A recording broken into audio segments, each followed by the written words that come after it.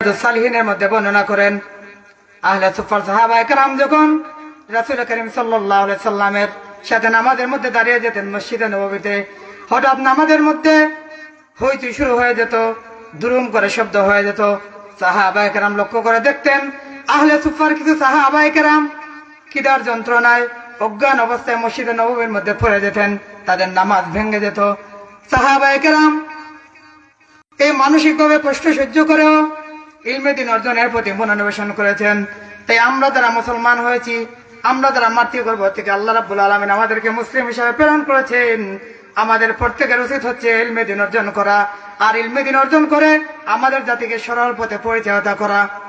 আমাদের যারা যুবক আছে, যারা তরুণ আছে, তাদের মধ্যে ইসলামের মশাল জ্বালিয়ে দেওয়া, যাতে তারা পথহারা না হতে পারে, যাতে আল্লাহ রাব্বুল আলামিনকে চিনতে পারে, রাসূল করিম সাল্লাল্লাহু আলাইহি সাল্লামের সৌভাগ্যবান উম্মত হিসেবে তারা নিয়োজিত হতে পারে। রাসূল করিম সাল্লাল্লাহু আলাইহি সাল্লাম ইলমে দ্বীন অর্জনের ফজিলত সম্পর্কে আবু দাউদ শরীফে 3641 নম্বর হাদিসে বলেন, রিয়াদুস সালিহিনে আল্লামা ইমাম নববী রাহিমাহুল্লাহ 1396 নম্বর হাদিসে বর্ণনা করেন, হযরত আবু দারদা বলেন, যে ব্যক্তি ইলমে দ্বীন অর্জনের জন্য তার বাড়ি থেকে বের হয়ে যায়, তার নির থেকে বের হয়ে যায়, সঙ্গে সঙ্গে হযরত জিবরাইল আলাইহিস সালাম তার নুরানি ডানা সেই রাস্তার মধ্যে বিছিয়ে দেন, যেন যারা ইলমে দ্বীন অর্জন করতে বাড়ি থেকে বের হয়ে যায়, যারা নির ছেড়ে বের হয়ে যায়, তাদের পা যেন ধুলায় দূষিত না হয়। এই জন্য জিবরাইল আলাইহিস সালাম কুদরতি ভাবে তার রহমতের ডানা মিলিয়ে দেন, যাতে করে বান্দারা সেই রহমতের ডানার উপর দিয়ে হেঁটে হেঁটে ইলমে দ্বীন অর্জনের জন্য যে গন্তব্য থাকে সেই গন্তব্যের মধ্যে পৌঁছাতে পারে। রাসূল করিম সাল্লাল্লাহু আলাইহি সাল্লাম আরো বলেন, যারা ইলমে দ্বীন অর্জন করার জন্য ঘর থেকে বের হয়ে যায়, আল্লাহ রাব্বুল আলামিন তাদের জন্য বেহেশতের রাস্তাকে সহজ করে দেন, তাদের জন্য বেহেশতের পথ সহজ হয়ে যায়। এখানে রাসূল করিম সাল্লাল্লাহু আলাইহি সাল্লাম ক্লান্ত হননি। রাসূল করিম সাল্লাল্লাহু আলাইহি সাল্লাম আরো বলেন, আমার যে উম্মত ইলমে দ্বীন অর্জন করার জন্য ঘর থেকে বের হয়ে যায়, আসমানের নিচে যত পশু পাখি বিকলতা আছে সবকিছু আল্লাহর কাছে সেই বান্দাদের জন্য ইস্তেগফার করতে থাকে, দোয়া করতে থাকে। সমুদ্রের গভীরে যত মাছ আছে সব মাছগুলো আল্লাহর কাছে সেই বান্দার জন্য ইস্তেগফার করতে থাকে, মাপ চাইতে থাকে, আল্লাহ তুমি তোমার বান্দাকে রহম করো। তাহলে ইলমে দ্বীন অর্জনের জন্য যারা ঘর থেকে বের হয়ে যায়, তাদের চাইতে অধিক মর্যাদাবান আর কে হতে পারে? যারা রাসূল করিম সাল্লাল্লাহু আলাইহি সাল্লামের দ্বীনকে কায়েমের জন্য, আল্লাহর বাণীকে বিশ্বের রন্ডে রন্ডে পৌঁছে দেওয়ার জন্য ঘর থেকে বের হয়ে যায় ইলমে দ্বীন অর্জন করার জন্য। সহিহ বুখারী শরীফের হাদিসে রাসূল করিম সাল্লাল্লাহু আলাইহি সাল্লাম আরো বলেন, যে ব্যক্তি ঘর থেকে বের হয়ে যায় ইলমে দ্বীন অর্জন করার জন্য আর প্রতিমধ্যে যদি সে মারা যায়, আল্লাহ রাব্বুল আলামিন তার আমলনামায় শাহাদাতের সওয়াব দিবেন, সে কিয়ামতের ময়দানে শহীদগণের সাথে উত্তোলিত হবে। আল্লাহ রাব্বুল আলামিন বলেন, যাকে ইলম দান করা হয়েছে তাকে বহু কল্যাণ দেওয়া হয়েছে। আল্লাহ রাব্বুল আলামিন কোরআনুল কারীমের সূরা বাকারার 269 নম্বর আয়াতে বলেন, ওয়া মান ইউতাল হিকমাতা ফাকাদ উতিয়া খায়রান কাসীরা। আল্লাহ রাব্বুল আলামিন যাকে হিকমত দিয়েছেন, যাকে প্রজ্ঞাবান বানিয়েছেন, যাদেরকে ইলমে দ্বীন অর্জন করার সুযোগ দিয়েছেন, আল্লাহ রাব্বুল আলামিন তাদেরকে অধিক কল্যাণ দিয়েছেন, তাদেরকে অফুরন্ত কল্যাণ দিয়েছেন, অফুরন্ত নিয়ামত দিয়েছেন। তাহলে আমরা যদি আল্লাহ রাব্বুল আলামিনের রহমতের ছায়া পেতে চাই, আমরা যদি আল্লাহর প্রিয় বান্দাবান্দি হিসাবে আল্লাহ রাব্বুল আলামিনের খাতায় আমরা নাম লেখাতে চাই, আমাদের উচিত হচ্ছে আমরা ইলমে দ্বীন অর্জনের জন্য মনোনিবেশ করা, পরিশ্রম করা, ধৈর্য ধরা, আর ধৈর্যের মাধ্যমে আমরা ইলমে দ্বীন অর্জন করা। রাসূল করিম সাল্লাল্লাহু আলাইহি সাল্লাম বুখারী ও মুসলিম শরীফের হাদিসে বলেন, ওয়ান মুআবিয়া রাদিয়াল্লাহু তাআলা আনহু ক্বালা ক্বালা রাসূলুল্লাহ সাল্লাল্লাহু আলাইহি ওয়াসাল্লাম মান ইউরিদুল্লাহু বিহি খায়রান ইউফাক্কিহু ফিদ্দীন। রাসূল করিম সাল্লাল্লাহু আলাইহি সাল্লাম বলেন, আল্লাহ রাব্বুল আলামিন যাকে কল্যাণ করতে চান, যার ভালো করতে চান, আল্লাহ রাব্বুল আলামিন যার কল্যাণ চান তাকে আল্লাহ রাব্বুল আলামিন উপকারী ইলম দান করেন, ইলম দিয়ে তার অন্তরকে আলোকিত করে দেন, আর এই অন্তরে আলো দিয়ে এসে সমাজকে আলোকিত করতে পারে, বিশ্বকে আলোকিত করতে পারে, আমাদের সমাজকে কোরআনের জিন্দেগি হিসাবে সে তৈরি করতে পারে। তাহলে আল্লাহ রাব্বুল আলামিন আমাদেরকে ইলমে দ্বীন অর্জনের জন্য বারবার তাগিদ দিয়েছেন, আমরা ইলমে দ্বীন অর্জন করার জন্য। ইলমে দ্বীন যারা অর্জন করতে বের হয়, সেই ছাত্রদের মর্যাদা মহান আল্লাহ এবং রাসূল পাক সাল্লাল্লাহু আলাইহি সাল্লামের কাছে কত দামি। তাই আমরা যারা ইসলাম ধর্ম গ্রহণ করেছি, আমরা যারা মায়ের গর্ভ থেকে বের হয়ে ইসলামের মতো নিয়ামত পেয়েছি, আমাদের উচিত হচ্ছে কুরআনুল কারীম বুঝা এবং রাসূল করিম সাল্লাল্লাহু আলাইহি সাল্লামের বাণীগুলা সংগ্রহ করা, যাতে আমাদের জীবনকে উজালা করতে পারি, যাতে আমরা আল্লাহ রাব্বুল আলামিনের নিয়ামতের মধ্যে শরীক হতে পারি। অনেকে বলতে পারেন আমরা তো এখন আর তালেবুল ইলম হওয়ার সুযোগ নেই, আমাদের বয়স হয়েছে। কেউ বৃদ্ধ হয়ে গেছেন, কেউ বয়স্ক হয়ে গেছেন, জীবনের বুঝাই মাথা নিয়ে হাঁটছেন। কিভাবে ইলমে দ্বীন অর্জন করবেন, কিভাবে আল্লাহর বাণীকে শ্রবণ করবেন, কিভাবে তারা রাসূল করিম সাল্লাল্লাহু আলাইহি সাল্লামের কথার আলোকে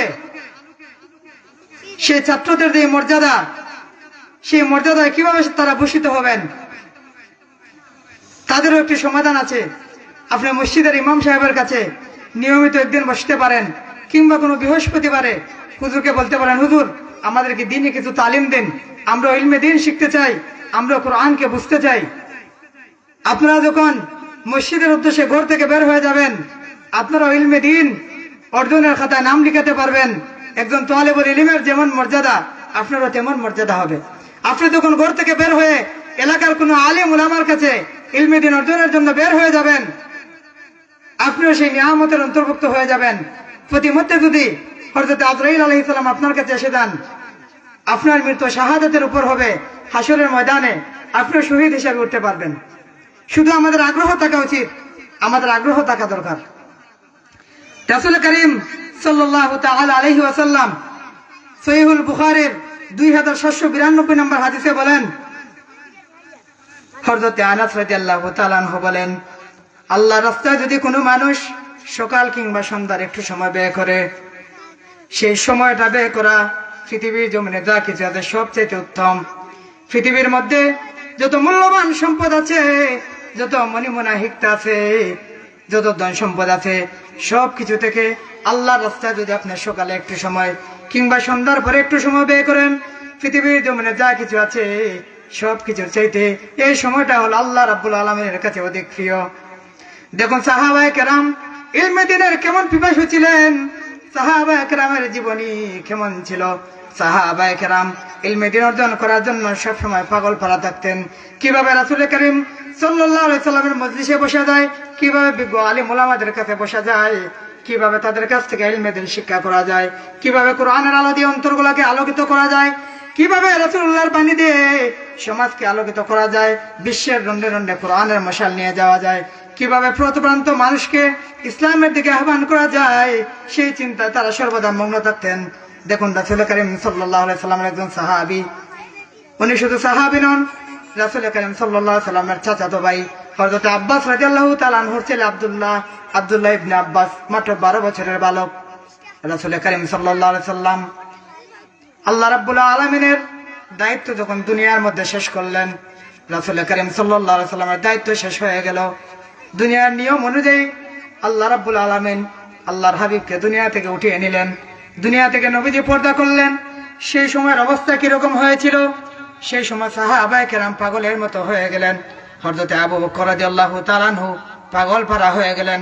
হযরত ওমর ইবনুল খাত্তাব উন্মুক্ত তরবারি হাতে নিয়ে দাঁড়িয়ে গেলেন আর বললেন, হে মদিনাবাসী, যে বলবে রাসূল করিম সাল্লাল্লাহু আলাইহি সাল্লাম ইন্তেকাল করেছেন, আমি তার দেহ থেকে তার মাথাকে দ্বিখণ্ডিত করে দেব। হযরত বেলাল রাদিয়াল্লাহু তাআলা আনহু রাসূল করিম সাল্লাল্লাহু আলাইহি সাল্লামকে হারানোর বিরহ বেদনা সহ্য করতে না পেরে বেহুশের মতো বারবার মদিনার ধুলাবালি রাস্তার মধ্যে পড়ে থাকেন। কখনো মসজিদে নববীর সামনে পড়ে থাকেন, কখনো রাস্তাঘাটের মধ্যে বেহুশের মতো পাগল পাড়ার মতো বসে থাকেন, বেহুশের মতো পড়ে থাকেন।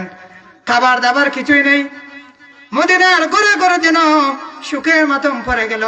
সাহাবায়ে কেরাম যখন একে অপরের সাথে সাক্ষাৎ হয়, কেউ কারোর সাথে কথা বলেন না, শুধু সালাম দেন, তাদের সাথে মুসাফা করেন। তারপরে আপনি কেমন আছেন এই কথা যেন জিজ্ঞেস করতে চান না, কিন্তু তাদের অন্তরের মধ্যে যেন এক দগ্ন যেন জ্বলতে থাকে।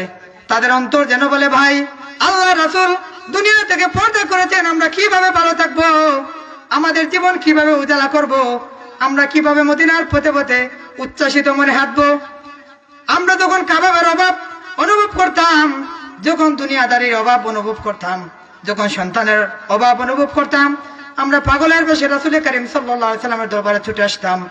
রাসূলুল্লাহ নূরানী চেহারা মোবারক দেখার সাথে সাথে আমাদের দেহে যত ক্লান্ত আছে, আমাদের মনের মধ্যে যত যন্ত্রণা আছে, আমাদের হৃদয়ের গভীরে যত অন্ধকার ছিল, সব কিছু দূর হয়ে যেত রাসূল করিম সাল্লাল্লাহু আলাইহি সাল্লামের কাছে এসে বসলে। রাসূল করিম সাল্লাল্লাহু আলাইহি সাল্লামের মন কারা হাসিতে আমরা হারিয়ে যেতাম অজানা কোন জগতে। সাহাবায়ে কেরাম একটি মুহূর্তের জন্য রাসূল করিম সাল্লাল্লাহু আলাইহি সাল্লামকে আড়াল করতে চাইতেন না। আর রাসূল করিম সাল্লাল্লাহু আলাইহি সাল্লাম দুনিয়া থেকে পর্দা নিয়েছেন, দুনিয়া থেকে বিদায় নিয়েছেন। এই বিরহ যন্ত্রণা কিভাবে তারা সহ্য করবেন, কিভাবে সুখ কাটিয়ে উঠবেন, এই চিন্তার মধ্যে বিভোর অবস্থায় আছেন। সেই মুহূর্তে ছোট্ট একজন 12 বছরের বালক রাসূল করিম সাল্লাল্লাহু আলাইহি সাল্লামের চাচাতো ভাই আব্দুল্লাহ ইবনে আব্বাস, তিনি ভিন্ন একটি চিন্তা করলেন। কেমন চিন্তা করলেন? সব কিছুকে অবাক করার মতো চিন্তা। আব্দুল্লাহ ইবনে আব্বাস সমস্ত সুখকে হৃদয়ের গভীরে দাফন করলেন। ওনার অন্তরের মধ্যে ইলমের আলো জ্বালিয়ে দিলেন। উনি মনে মনে চিন্তা করলেন, রাসূলুল্লাহ ওফাত হয়েছে, রাসূলুল্লাহকে শেষ বিদায় দেওয়ার জন্য মদিনায় রাসূলুল্লাহ রওজা শরীফ জিয়ারত করার জন্য দূর দিগন্ত থেকে সাহাবায়ে কেরাম এখানে আসবেন। আমি জানি না কোন সাহাবী রাসূল করিম সাল্লাল্লাহু আলাইহি সাল্লামের কাছ থেকে কোন ইলম অর্জন করেছেন। আমি জানি না রাসূলুল্লাহ সাল্লাল্লাহু আলাইহি সাল্লাম কোন সাহাবীকে কুরআনুল কারীমের কোন আয়াত পাঠ করে শুনিয়েছেন। আর সাহাবায়ে কেরাম যত্নের সাথে সেটা হৃদয়ের গহীনের মধ্যে গেঁথে নিয়েছেন। হযরত আব্দুল্লাহ ইবনে আব্বাস মদিনার পথে পথে ঘুরতে লাগলেন। সাহাবায়ে কেরাম যে যেখান থেকে আসেন সকলের কাছে গিয়ে বললেন, ও আল্লাহর নবীর সাহাবী, আপনি রাসূলুল্লাহর কাছ থেকে কি শিখেছেন, আমাকে শিখান। হযরত আব্দুল্লাহ ইবনে আব্বাস সাহাবায়ে কেরামের দুয়ারে দুয়ারে যেতে লাগলেন যে আপনি আমাকে ইলম শিক্ষা দিন। একবার চিন্তা করুন, রাসূলুল্লাহর সুখের আয়োজন চলছে, ঘরে ঘরে সুখের মাতম চলছে, আর এই মুহূর্তে একজন ব্যক্তি সব সুখকে তুচ্ছ করে ইলমে দ্বীন অর্জন করার জন্য, আল্লাহর কোরআনের দর্শন নেওয়ার জন্য, সাহাবায়ে কেরামের দেখানো পথ হৃদয়ের গহীনে গেঁথে নেওয়ার জন্য, জীবন চলার মানচিত্র হৃদয়ে গেঁথে নেওয়ার জন্য সাহাবায়ে কেরামের দ্বারে দ্বারে হাঁটতে লাগলেন ইলমে দ্বীন অর্জন করার জন্য। কেমন পিপাসু তিনি ছিলেন। হযরত আব্দুল্লাহ ইবনে আব্বাসের এই ঘটনা আল বিদায়া ওয়ান নিহায়া 8ম খণ্ড 328 নম্বর পৃষ্ঠা বর্ণনা করা হয়েছে ইলমে দ্বীনের এই কথা। সেই সময়টা কেমন ছিল? হযরত আনাস রাদিয়াল্লাহু তাআলা আনহু রাসূলুল্লাহর ওফাতের পরে একবার হযরত ফাতেমা রাদিয়াল্লাহু তাআলা আনহার কাছে গেলেন। ফাতেমার কাছে যাওয়ার সাথে সাথে ওনার চোখ দিয়ে টপ টপ করে পানি পড়তে লাগলো। হযরত ফাতেমা তো জোহরা রাদিয়াল্লাহু তাআলা আনহার চোখ অশ্রুসিক্ত হয়ে গেল। তিনি বললেন, ইয়া আনাসু কাইফা তাবাত আনফুসুকুম আন তাহসু আলা রাসূলিল্লাহি সাল্লাল্লাহু আলাইহি ওয়াসাল্লাম। তিনি দুঃখে বলতেছেন, সুখের সুরে বলতেছেন, হে আনাস, তুমি কিভাবে পারলে আল্লাহ রাসূলকে মাটিতে দাফন করতে?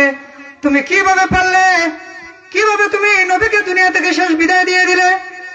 যখন হযরত আনাস এই হাদিস বর্ণনা করতেন, তিনি যদি উৎফুল্ল থাকতেন, সাথে সাথে ওনার চেহারা মলিন হয়ে যেত। উনি কেঁদে কেঁদে ওনার চক্ষুকে অশ্রুসিক্ত করে দিতেন। কি এমন অবস্থা ছিল, কি এমন সুখ ছিল। আরেকজন দেখুন, হযরত আমিনা রাদিয়াল্লাহু তাআলা আনহার সাথে যিনি ছিলেন, আমিনার বোন হিসাবে তাকে গণ্য করতেন হযরত উম্মে আয়মান। উম্মে আয়মানকে রাসূল করিম সাল্লাল্লাহু আলাইহি সাল্লাম মা ডাকতেন। রাসূল করিম সাল্লাল্লাহু আলাইহি সাল্লামের ওফাত হয়ে গেল। হযরত আবু বকর, হযরত ওমর, উভয়ের একদিন সাক্ষাৎ হলো। হযরত ওমর আবু বকর রাদিয়াল্লাহু তাআলা আনহুকে একদিন গিয়ে বললেন, হে ভাই আবু বকর, আল্লাহর নবীকে আমরা দেখতাম, তিনি প্রায় সময় উম্মে আয়মানের খোঁজখবর নিতেন, উম্মে আয়মানের দেখাশোনা করতেন, উনি কেমন আছেন ওনাকে দেখতে যেতেন। হে ভাই, নবীর ওফাত হয়ে গেল, আমরা সবাই সুখে কাতর হয়ে গেলাম, চলো আমরা উম্মে আয়মানকে দেখে আসি, তিনি কেমন আছেন, ওনার অবস্থা কেমন, ওনার মনের অবস্থা কেমন। তখন রাসূল করিম সাল্লাল্লাহু আলাইহি সাল্লাম হযরত আবু বকরকে সাথে নিয়ে মদিনার পথ ধরলেন। ইমাম নববী রাহিমাহুল্লাহ রিয়াদুস সালিহিনের মধ্যে হাদিসটি সংকলন করেন। রাসূল করিম সাল্লাল্লাহু আলাইহি সাল্লামের প্রিয় ব্যক্তি উম্মে আয়মানের কাছে যখন চলে গেলেন আবু বকর এবং উমর, গিয়ে ওনাকে সালাম করলেন, করে বললেন, ও হে উম্মে আয়মান, আপনি কেমন আছেন? তিনি অজুর দ্বারা কাঁদতে লাগলেন। তিনি বললেন, রাসূলুল্লাহ দুনিয়াতে নেই, আমি কিভাবে ভালো থাকি? তখন আবু বকর এবং উমর বললেন, ওগো উম্মে আয়মান, আপনি কি জানেন না রাসূলুল্লাহ দুনিয়াতে থাকা এবং দুনিয়া থেকে বিদায় নিয়ে যাওয়া উভয় আল্লাহর জন্য। আল্লাহ আমাদের জন্য রহমত রেখেছেন।